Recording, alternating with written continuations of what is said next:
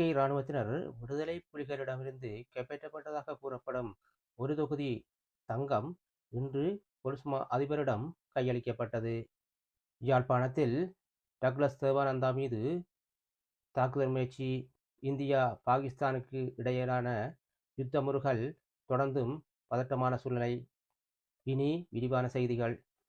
இறுதி யுத்தத்தில் கைப்பற்றப்பட்டதாக கூறப்படும் தங்க நகைகள், வெள்ளிகள் என்பனவற்றை இராணுவத்தினர் நேற்றைய முன்தினம் பொலிஸ்மா அதிபரிடம் கையளித்தார்கள். இந்த நிகழ்வில் ஊடகங்களுக்கு அனுமதி அளிக்கப்பட்டிருந்தது.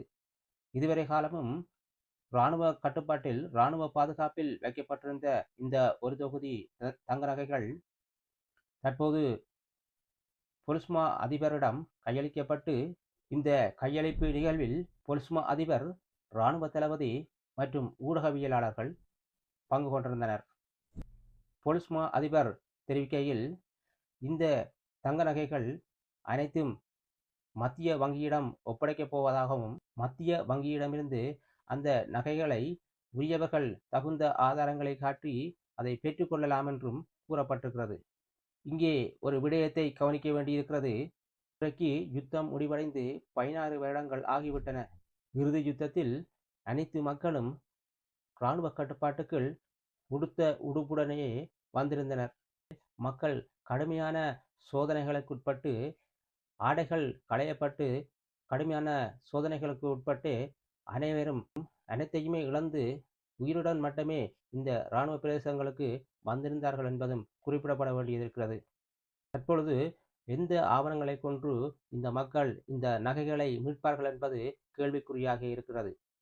இவ்வளவு காலமும் இந்த தங்கங்களை இராணுவ பாதுகாப்பில் வைத்துவிட்டு தற்போது 16 வருடங்களுக்கு பிறகு இந்த தங்க நகைகளை மக்கள் உரியவர்களிடம் ஒப்படைக்கப் போவதாக கூறியிருப்பது மிகவும் காலந்தாழ்த்திய நிகழ்வாகவே இது பார்க்கப்படுகிறது.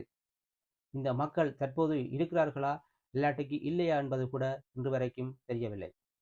தற்போதைய அரசாங்கமான அனுரா திசாநாயக்கா ஒன்றை கூறியிருக்கின்றார். இந்த தங்கங்கள் உரியவர்களிடம் ஒப்படைக்கப்பட வேண்டும். உரிமை கோரப்படாத பட்சத்தில் இதை வடகிழக்கில் உள்ள மக்களின் அபிவிருத்தி வேலைக்காக இதை பயன்படுத்தப் போவதாக அனுரா திசாநாயக்கா கூறியுள்ளார். இபிடிபியின் தலைவரும் முன்னாள் அமைச்சருமான டக்ளஸ் தேவானந்தா யாழ் மாவட்டத்தில் பிரதேச சபை தேர்தலுக்காக பிரச்சாரங்களை மேற்கொண்டு வருகின்றார். இதன் ஒரு பகுதியாகவே ஊர்காவத்துறை கரம்பன் பகுதியில் இடம்பெற்ற பிரச்சார கூட்டத்தின் போது முன்னைய நாள் இபிடிபி உறுப்பினருக்கும் டக்ளஸ் தேவானந்தாவுக்கும் வாய்த்தர்க்கம் ஏற்பட்டது. இந்த வாய்த்தர்க்கம் ஒரு கட்டத்தில் தீவிரமாகி குறிப்பிட்ட நபர் டக்ளஸ் தேவானந்தா மீது அடிப்பதற்காக கையொங்கியிருக்கின்றார். இதனை அடுத்து அங்கிருந்தவர்கள் சமாதானப்படுத்தி குறிப்பிட்ட நபரை வீட்டுக்கு அனுப்பி வைத்தனர். பிரச்சார கூட்டம் முடிந்து டக்ளஸ் தேவானந்தா சென்ற பின்னர் குறிப்பிட்ட நபரின் வீட்டுக்கு வாகனத்தில் சென்றவர்கள் குறிப்பிட்ட நபரை கடுமையாக தாக்கியுள்ளனர். படுகாயமடைந்த குறித்த நபர் ஊர்காவத்துறை வைத்தியசாலையில் அனுமதிக்கப்பட்டார். மேலதிக சிகிச்சைக்காக யாழ் போதனா வைத்தியசாலைக்கு மாற்றப்பட்டிருக்கின்றார். இந்தியா தனது இராணுவ பயிற்சிகளை தீவிரப்படுத்தியிருக்கிறது.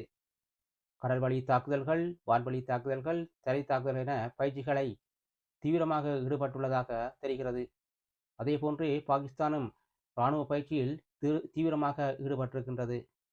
இந்த இரு நாடுகளுக்கிடையான யுத்த பயிற்சிகள் நாளாந்தம் தீவிரமாக நடைபெற்று வருகிறது. இதில் இந்தியா கடுமையான நடவடிக்கைகளை எடுத்து வருகிறது. பொருளாதார தடைகளையும் பாகிஸ்தானில் இருந்து இந்தியாவுக்கு இறக்குமதி செய்யப்படும் பொருட்களுக்கு 200% வரியையும் விதித்திருக்கின்றது. மேலும் அமெரிக்கா இந்தியாவுக்கு கடல் கண்காணிப்புக்காக பொருத்தப்படும் கலணிகளுக்கான உபகரணங்களை 131 மில்லியனுக்கு விற்பனை செய்திருக்கின்றது. இதன் மூலமாக அமெரிக்கா இந்தியா உறவுகள் பலப்படுத்தப்படும் என்றும் இந்தியா கூறியிருக்கின்றது. இந்த இரு நாடுகளும் அணுகுண்டு வல்லரசு என்பது இங்கு குறிப்பிடப்பட வேண்டியதொன்று.